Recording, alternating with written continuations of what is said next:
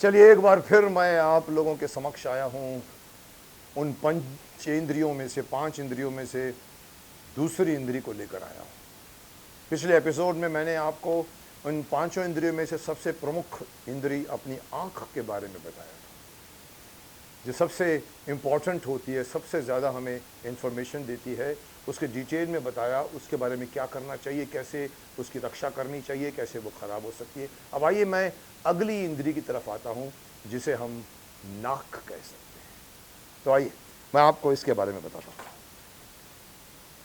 क्या आप जानते हैं कि ऊपर वाले ने, अभी जब नाक की बात करते हैं तो हम बात कर रहे हैं सूंघने की शक्ति से। आंख था देखने की शक्ति, नाक जो है वो हमारे सूंघने की शक्ति उसमें रहती है।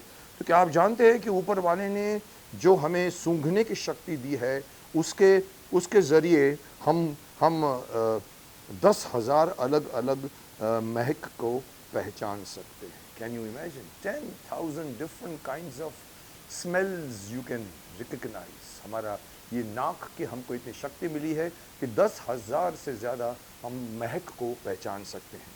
वैसे आपसे ज़्यादा 10 कदम आगे है कुत्ते लोग, डॉग्स। उनकी जो शक्ति, जिसको हम स्निफ कहते हैं, वो हमसे ज़्यादा है। इसीलिए आपने देखा होगा कि डॉग्स का आपको कहीं ना कहीं स्क्वाड मिलता है, जो एक पुलिस का ऑफिसर साथ में एक कुत्ते को लेके जा रहा होता है। तो आपने कुत्ते में इसके शक्ति इनसे ज़्यादा होती है। अंग्रेज़ी में इसे स्निफ कहते हैं और ये उनमें हमसे ज़्यादा है। तभी कुत्तों की सेना बनाई जाती है, जिनके सूंघने की शक्ति से कई ड्रग्स, कई बॉम्ब ढूंढ निकाले जाते हैं। कभी कभी बॉम्ब्स तक को ढूंढने के लिए मनुष्य के पास पावर से ज़्यादा कुत्तों में रहती है। उनको ट्रेन करते हैं और उसको लेकर आगे बढ़ते हैं। वो सूंघ के यहाँ कहीं रुक जाती है तो मालूम पड़ता है यहाँ पे कोई ड्रग्स है या यहाँ पर कुछ न कुछ अटका हुआ है। सो इसीलिए हम कहते हैं कि सूंघने की शक्ति हमसे कई गुना ज़्यादा होती है और वो ढूंढ निकाल। क्या आप जानते हैं ऊपर वाले ने, खुदा ने हमें ये सूंघने की शक्ति सिर्फ खाने की सुगंध उठाने के लिए नहीं दी है।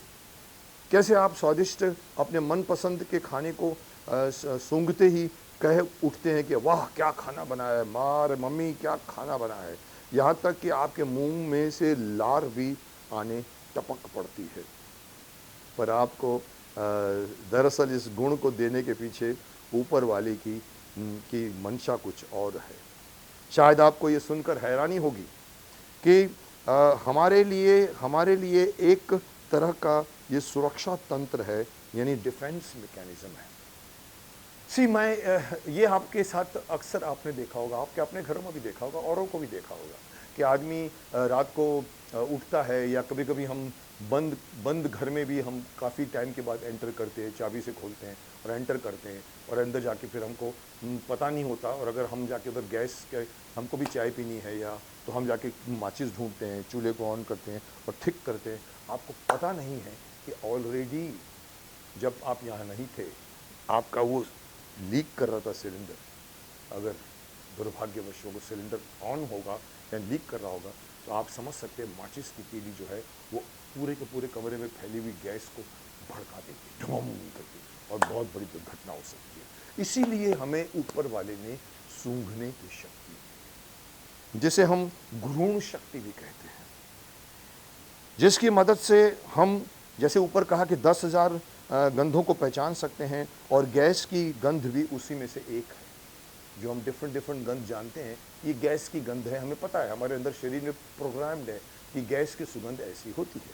तो गैस की सुगंध भी होती है। फिर क्या, हम जैसे ही कमरे में दाखिल होते हैं, हमारा एंटेना हरकत में आ जाता है, खतरे की घंटी हमारे दिमाग में बज उठती है कि कहीं ना कुछ तो कुछ गड़बड़ है। आप कहते हो,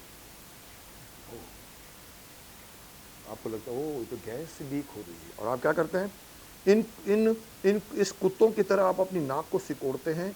पहला जो काम हमारे दिमाग में आता है, जल्दी से खिड़की के दरवाजे खोलो।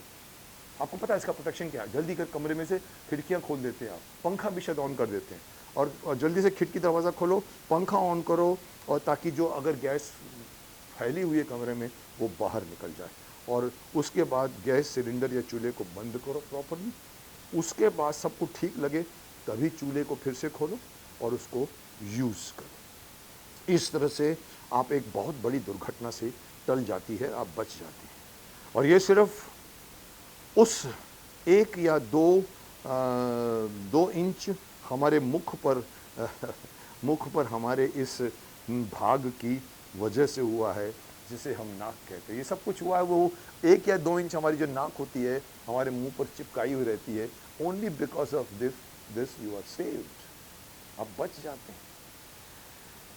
उसी नाक को लेकर हम में से कई तो भटकते रहते हैं, भड़कते हैं। अरे हमारी नाक टेढ़ी क्यों है? कुछ लोगों को बहुत वो दिया है, अरे यार मेरी नाक टेढ़ी क्यों है, हमारी नाक टेढ़ी क्यों है, वो समोसे की तरह क्यों बनी हुई है? कभी भी ऐसा करते हैं।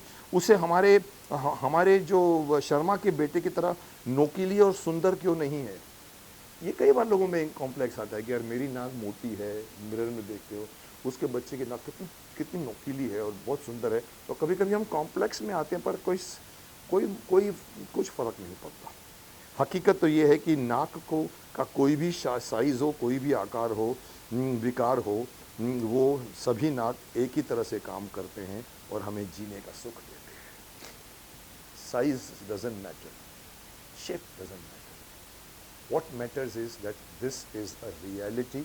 ये आपको जीने का सुख देता है। इसीलिए शुक्र मनाओ उस ऊपर वाले के कि आपको नाक दी और साथ ही घ्रूण शक्ति दी। Thank him. आगे बढ़ते हैं। क्या आप जानते हैं कि रात भर सोते वक्त हम कई बार करवटें बदल लेते हैं और हमें नींद भी से जागे बगैर। कई बार आपने देखा होगा कोई आदमी सो रहा है अगर आपके सामने, वो आपको देखिए अचानक वो ट्रुंग करके करवट बदल लेगा, तो वो बिना जागे हम कई बार करवट बदल लेते हैं। तो ये कौन कहता है कि आपको कि आप जो हैं वो दाएं से बाएं हो जाएं, यानी करवट बदलो। आपको ये सुनकर हैरानी होगी कि ये जादूगरी का काम भी अपना ये नाक ही करता है। आप पूछेंगे कि नाक कैसे इस बात को अंजाम दे सकता है? और मैं बताता हूँ। पहली बात तो ये है कि अगर आप रात भर एक ही साइड पर सोएं तो उससे आपको आपके उस हिस्से पर जिसके ऊपर आप सोए पड़े रहते हैं रात भर, उस हिस्से को तकलीफ हो सकती है। सुबह उठते ही आपको उस साइड की मांसपेशियों में जकड़ी हुई मिलेंगी जिसे हम अंग्रेजी में क्रैम्प कहते हैं। कभी कभी आपने सोचा होगा कि आप उठते हैं तो आपको लगता है गर्दन में क्रैम्प आ गई है, मोच बोलते हैं जिसको, या कभी इस हिस्से में अकड़न रहती है। तो ये रहता है ख़ास तौर पर अस्पताल में, तो इसका बहुत महत्व बढ़ जाता है उन मरीजों के लिए जो अपनी करवटें खुद नहीं बदल सकते। कुछ पैरालिटिक होते हैं जो खुद अपने आप को हिला नहीं सकते। अस्पताल में पड़े उन मरीजों के लिए तो ये जानलेवा बन सकती है। जो अपने आप हिल डुल नहीं सकते, ऐसे लोगों की मदद के लिए नर्स या वार्ड बॉय की जिम्मेदारी होती है कि वो हर घंटे या 2 घंटे में उनकी करवट बदल दिया करें, क्योंकि एक ही साइड पर सोते सोते रहने से उस साइड की तरफ का में एक ज़ख्म बन सकता है जिसे अंग्रेज़ी में बेड सोर कहते हैं। आपने सुना होगा ये शब्द बेड सोर। आपने देखा होगा कि जब अस्पताल में आप कई बार गए होंगे, कुछ लोग तो होश में रहते हैं, कुछ लोग ऐसे होते हैं जो या तो कोमा में पड़े रहते हैं, या कुछ लोग जिसको हम बोलते हैं आईसीयू में पड़े रहते हैं। कुछ लोग ऐसे भी होते हैं जिनको पैरालिटिक अटैक पड़ जाता है और वो लोग अपनी मर्जी से नहीं हिल सकते, उनके ये पक्षाघात हो जाता है। ऐसे मरीजों को खास इंस्ट्रक्शन होती है डॉक्टरों की कि उस मरीज़ को एक नर्स की जिम्मेदारी होती है या वार्ड बॉय की कि उसको घड़ी देखकर 1-2 घंटे में उसकी करवट बदल दिया करें। नहीं तो क्या होगा, उस करवट में बदल पड़े सोते रहे 4-5 घंटे, तो वहाँ पर वो ज़ख्म बनता है जिसको हम बहुत सीरियस होता है, उसको बेड सोर कहते हैं। उस बेड सोर से उस मरीज़ को हमेशा डॉक्टर बचाने की कोशिश करता है। इसीलिए करवटें बदलना ज़रूरी है। पर हमारे केस में कुछ जादू का खेल होता है नॉर्मल लाइफ में जिसमें ये हमको नहीं चेंज करता, हम खुद चेंज करते हैं। एक तरह का जादू का खेल होता है और वो है कि जब हम एक ही तरफ ज़्यादा देर तक सोते रहते हैं तो हमारी नाक चुपचाप एक संकेत मस्तिष्क को भेजती है और कहती है कि भाई इधर बहुत हो गया, और मस्तिष्क चुपचाप हमें नींद में ही करवट बदलवा देता है और हमारी मांसपेशियाँ जकड़ने से बच जाती हैं। ये हमारे नाक का काम है जो मैसेज भेजता है ब्रेन को कि इसको चेंज करो। आगे बढ़ते हैं, क्या आप जानते हैं कि